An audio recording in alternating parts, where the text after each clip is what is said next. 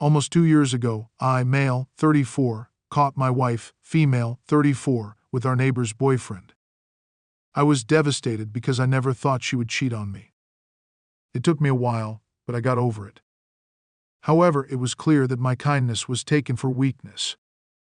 It makes me feel like you can't be nice to other people these days, especially if you can't trust your own wife. My wife and I have been married for 7 years, and I love her more and more each day. She is the nicest person you could meet and would give a homeless person on the street a sandwich if she could. She is genuinely a kind person, and I feel lucky to be with her. Even when COVID hit and we got our hours cut, she was always supportive. When things settled down, we worked crazy hours to get caught up. I never wanted to let her down or disappoint her. I always called her my better half because at the time she was. I was the one who might cause a problem in the house, and as the woman of the house, she would reel me in sometimes. She had good looks, character, and patience. If there's anything bad I could point out, it's that she was raised in a toxic household. Her parents would always party and hang out, leaving her older sister, Elena, to take care of them. When her sister got older, she started doing the same things. I guess my wife had decided there's no sense in both of them being crazy. Our relationship fell apart thanks to our neighbor, Tina, and her bad excuse for a boyfriend, Vince. I didn't really know Vince, but I met him at her son's birthday party. He seemed like he always had to point out how much of a man he was. The thing that kind of rubbed me the wrong way about Vince was when my other neighbors, who talked to him, said he was a womanizer. He would brag to them about other women and one-night stands he had, and Tina would argue with him about her suspicions. I never really got too involved because Tina was my wife's friend, and I know a few people who went through what she's going through. But she won't seem to leave him or she'll take him back. I don't know why Tina would take him back if she knew he always cheats on her. I think it's the fact that she already has a 10-year-old son, and she is kind of overweight. It looks like she has low self-esteem, but I thought one day she'd stand up for herself and just didn't after their last fight. It looked like Vince was being faithful for a long time. We haven't heard anything bad about the relationship. I found out about the affair on an early Friday in the middle of spring. I work on an assembly line, and my wife works at the office of an elementary school where her sister's kids go. My job was throwing a lunch event, and the big bosses were there. When lunch came, we ate hamburgers and hot dogs. After a while, our supervisor thanked us all for the extra hours we put in to get the work caught up and to enjoy the rest of our day. I got confused and asked my coworker if he was going home early. He said I could stay if I wanted, but he was going home. I never knew this, and this was definitely good news to me, and I ended up leaving to get back home. Getting to go home put me in a really good mood. I honestly didn't know what to do with my day when driving down my street I saw my wife's car in Tina's driveway. This confused me because she was supposed to be at work.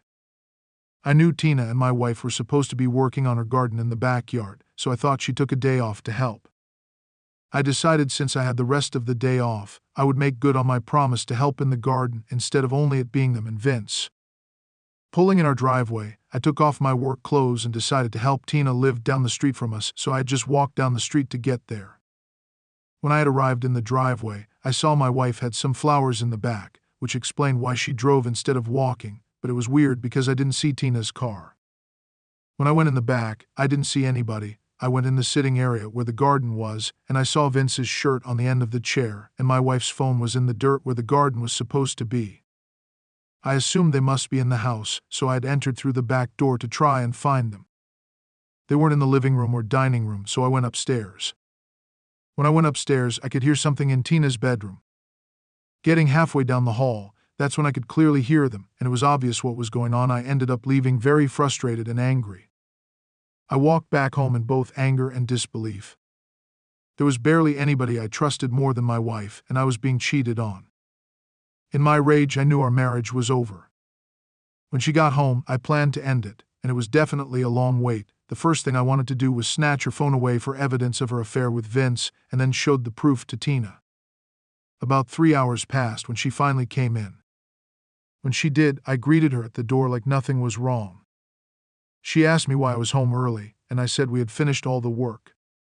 I asked how her day was, and she lied about being at work, then helping Tina with her garden. After the small talk, I asked her if she still had the pictures of her sister Elena's son at school, and that I wanted to send it to my mom. When she pulled out her phone and then opened it, I snatched it from her hand and made a mad dash to the bathroom. She chased after me screaming, but I made it in to check her text messages. While she screamed and cried, I was totally heartbroken by the evidence in the text messages. It seemed purely physical, and she complimented him a lot. She even said she didn't recognize the woman in the mirror anymore, but she liked it. I sent a lot of this to my phone while she was banging on the door, and when I came out, she was begging for her phone back. I told her I caught her and Vince at his house, and I verbally destroyed her. It got to the point that I was in tears. I asked her how she could do this, and she just cried and said, "I don't know." I told her I knew what had been going on for about 6 months, so I wanted a better answer than that. She still said she didn't know and that it just happened when she was working in the garden with Tina and Vince. I asked her what he said to her, and she cried and refused to give me an answer. She begged me not to tell Tina, but I said I was definitely telling her what happened. I told her she didn't want me to tell my sister. She needed to pack her stuff and leave because we were over with. She gathered some stuff and left immediately to her mother's house, and after that, all I could do was suffer this huge loss. The next day, I went to tell Tina about what I saw and showed her the text messages sitting in her living room.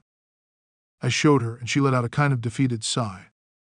She thanked me for showing her and said she was going to have a talk with Vince when he gets home. When she said this, it wasn't what I wanted to hear. I told her that this was proof that she was right about Vince, but she said again that when he got in, they were going to have a discussion. I asked if this meant she was going to leave Vince, and she said she wasn't going to stand for this and she was going to let him know it. I thought with the evidence she was finally going to dump Vince, but I could tell he was going to get away with it again, and that made me angry.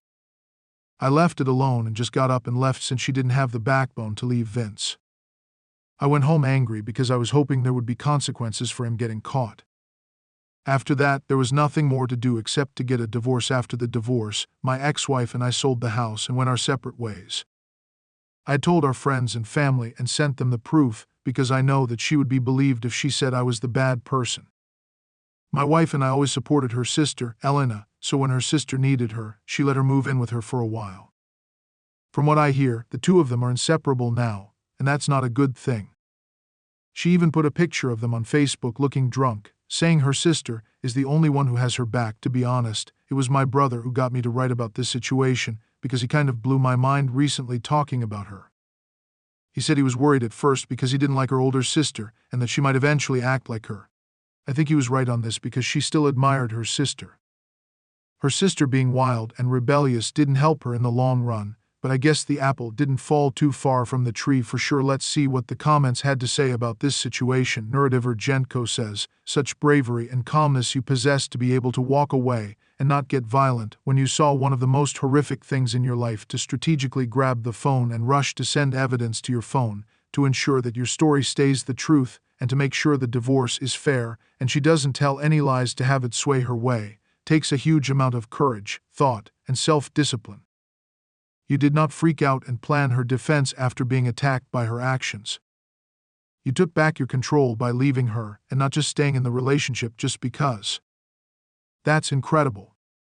A lot of the posts I read usually have someone sure of how to leave someone after finding out, but you know in your heart that you deserve more, and that's really admirable.